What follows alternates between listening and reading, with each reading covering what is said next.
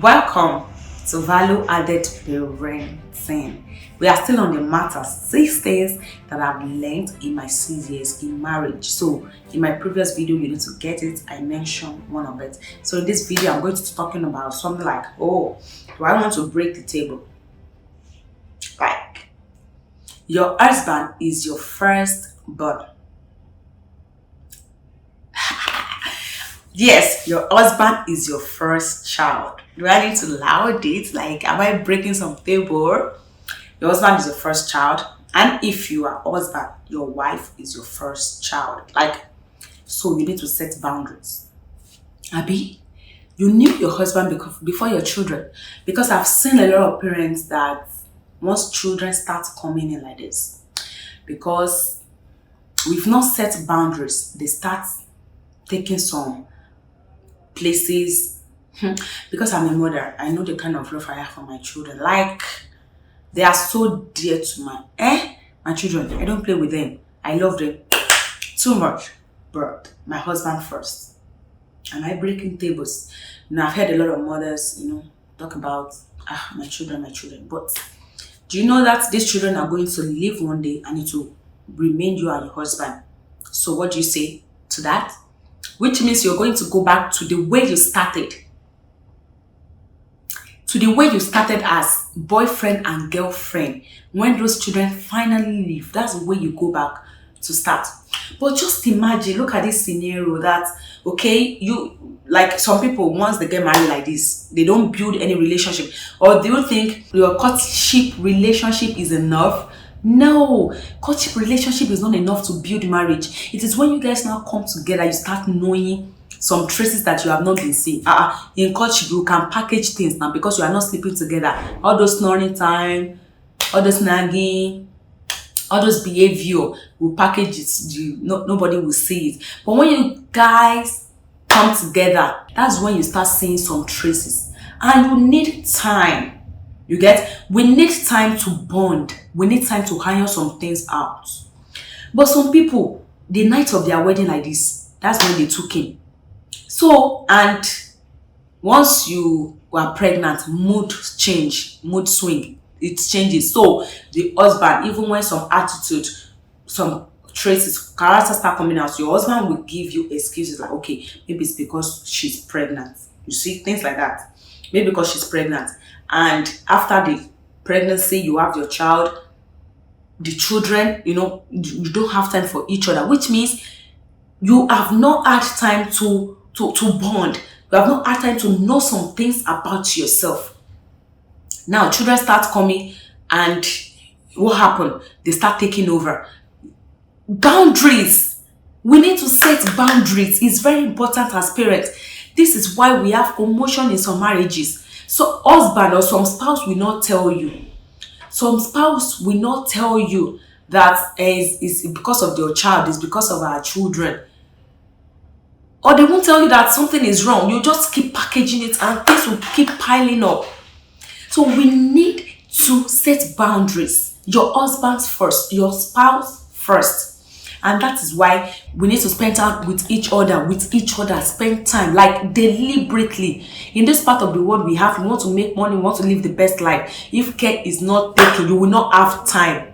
And you need to spend quality time with your spouse because the children will finally leave one day. So that's what I'm talking about. If you don't set time, at least you have wedding anniversary. Like I heard a few days ago that somebody said, I've forgotten my wedding anniversary. What? It's because you guys have not create memories together. If you create memory around that wedding anniversary, there's no way you will forget.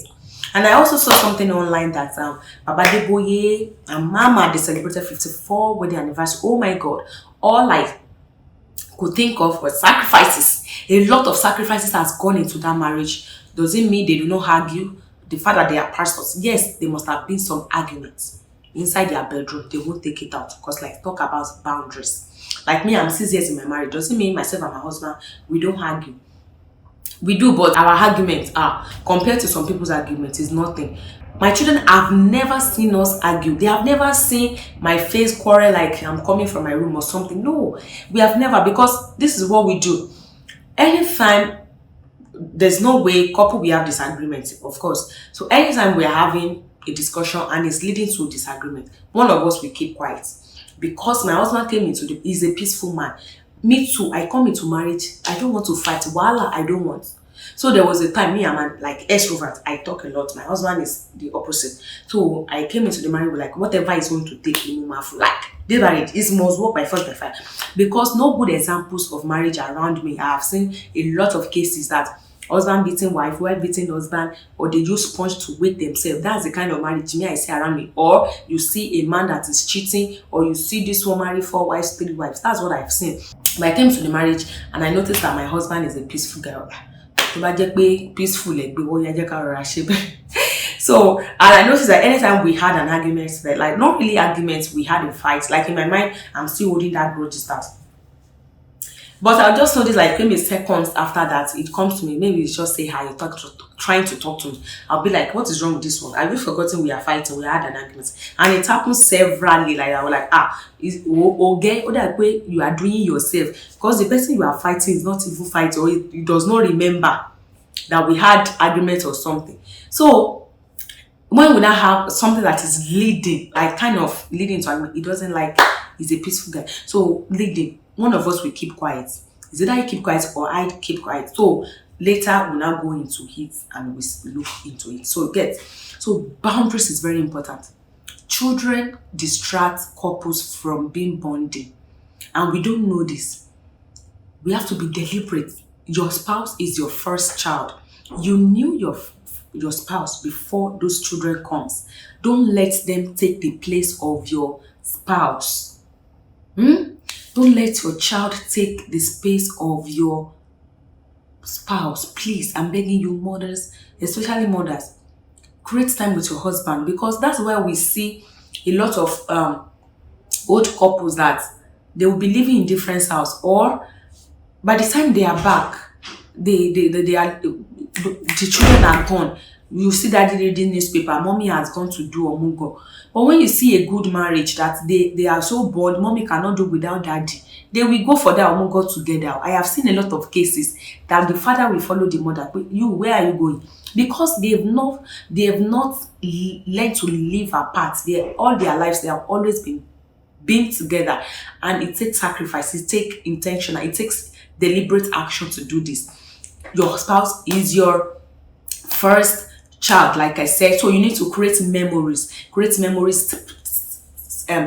go out together, let grandma stay with the kids, or put them in crèche while you do maybe 8 hours. You know, there is always a way. Don't say there's no way or something. There is always a way. You guys should spend time together outside your home. You should both have memory, memory that you have together. Your husband is always your best friend. Your wife is always your best friend. So build that relationship. Don't let your children distract you. So in my next video, I'm going to be talking about something amazing as well. So please subscribe, share this with your loved ones. Bye.